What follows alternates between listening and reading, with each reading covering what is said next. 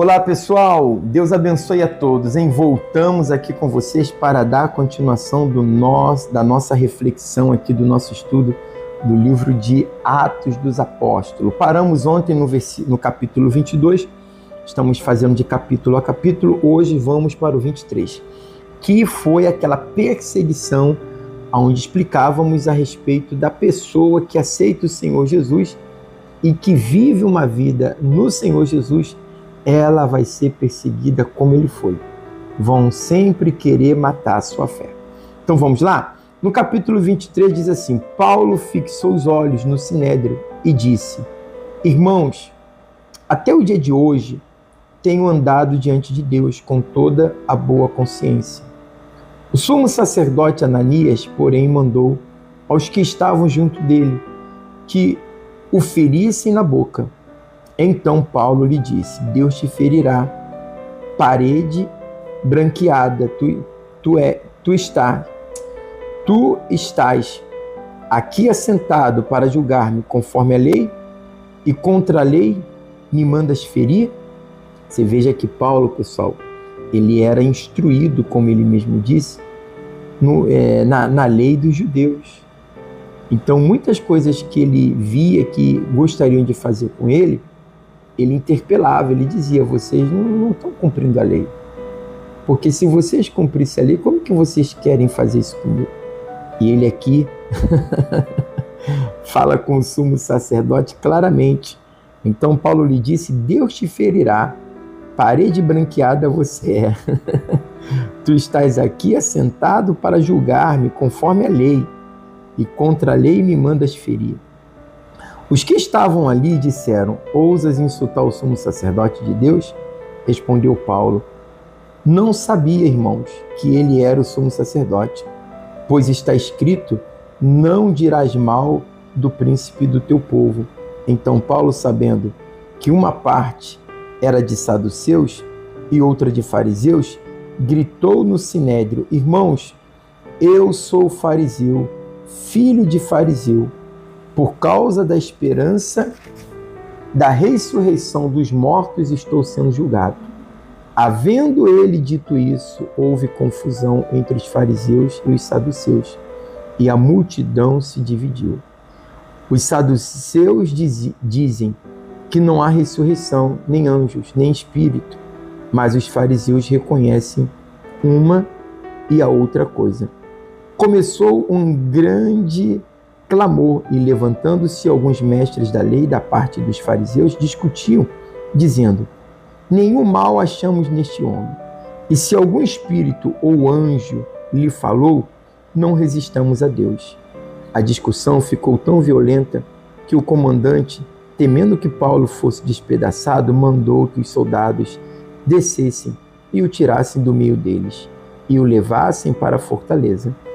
Na noite seguinte, o Senhor apresentou-se a ele e disse: Paulo, tem bom ânimo. Como de mim testificaste em Jerusalém, assim importa que testifique também em Roma. Olha só que legal, pessoal. Você veja que sempre nos meios de tribulações, de lutas, de dificuldades, o que nos conforta é isso, é a palavra de Deus. Porque você imagina, Paulo era um homem usado, era uma pessoa espiritual, mas ele era carne.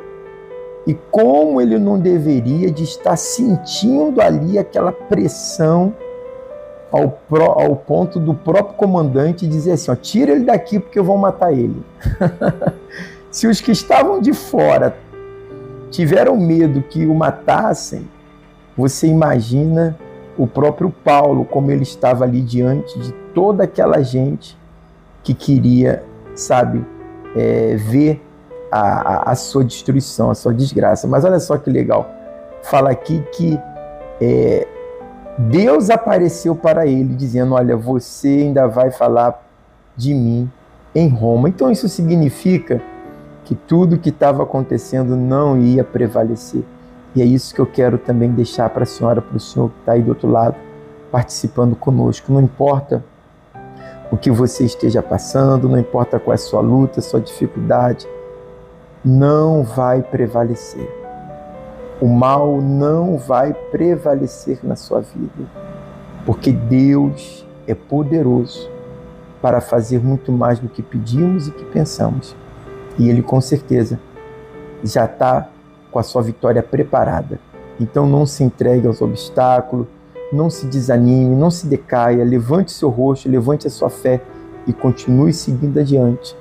E se você é uma pessoa que faz a obra de Deus, não pare das coisas de Deus por causa de perseguição de ninguém. Vamos lá então?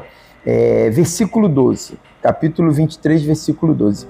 A conspiração dos judeus contra Paulo. Quando já era dia, os judeus fizeram uma conspiração e juraram que não comeriam nem beberiam enquanto não matassem a Paulo. Eram mais de 40 os que armaram essa conspiração. Esses foram falar com os principais sacerdotes e presbíteros e disseram: juramos sob pena de maldição a não provarmos nada até que matemos Paulo.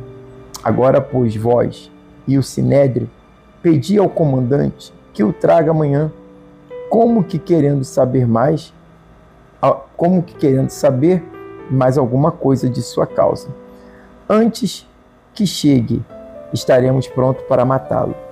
O sobrinho de Paulo, porém, tendo sabido da cilada, entrou na fortaleza e avisou a Paulo. Paulo chamou a si 2 oficiais e disse: leva este jovem ao comandante. Ele tem alguma coisa que lhe comunicar. Tomando ele, levou ao comandante e disse o preso Paulo, chamando-me a si, pediu-me que te trouxesse este jovem, que tem alguma coisa para dizer-te. O comandante tomou-o pela mão e, em particular, perguntou-lhe: que tens que me contar? Disse ele: os judeus combinaram pedir-te que amanhã leves Paulo ao Sinédrio, como que tendo de tirar dele mais detalhes sobre o caso. Mas tu não te deixes levar, porque mais de 40 homens, entre eles, lhe amarraram ciladas, os quais juraram, sob pena de maldição, não comerem e não beberem até que o tenham morto. Agora estão prontos, esperando a tua promessa. Então o comandante despediu o jovem, ordenando-lhe que a ninguém dissesse que lhe havia contado. Chamando 2 oficiais, disse-lhes: aprontai para esta noite, às 3 horas, 200 soldados de infantaria, 70 cavaleiros e 200 lanceiros para irem até Cesareia. E mandou que providenciasse montaria para que Paulo montasse, para o levarem com segurança ao governador Félix. E escreveu-lhe uma carta que dizia: Cláudio Lisias, a Félix, excelentíssimo governador, saúde. Este homem foi preso pelos judeus e, estando já a ponto de ser morto por eles, cheguei, eu com a tropa e o livrei.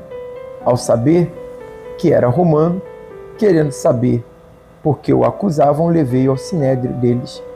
Achei que o acusavam de algumas questões da sua lei, mas que nenhum crime havia nele, digno de morte ou de prisão. Sendo-me informado que os judeus haviam de armar ciladas a esse homem, logo o enviei a ti, ordenando também aos acusados que perante ti digam o que tiverem contra ele. Passe bem. Tomando os soldados a Paulo, como lhes fora mandado, levaram-no de noite a Antipatride. No dia seguinte, deixando-os de cavalaria irem com ele, voltaram à fortaleza. Quando a cavalaria chegou a Cesareia, entregou a carta ao governador e lhe apresentou Paulo.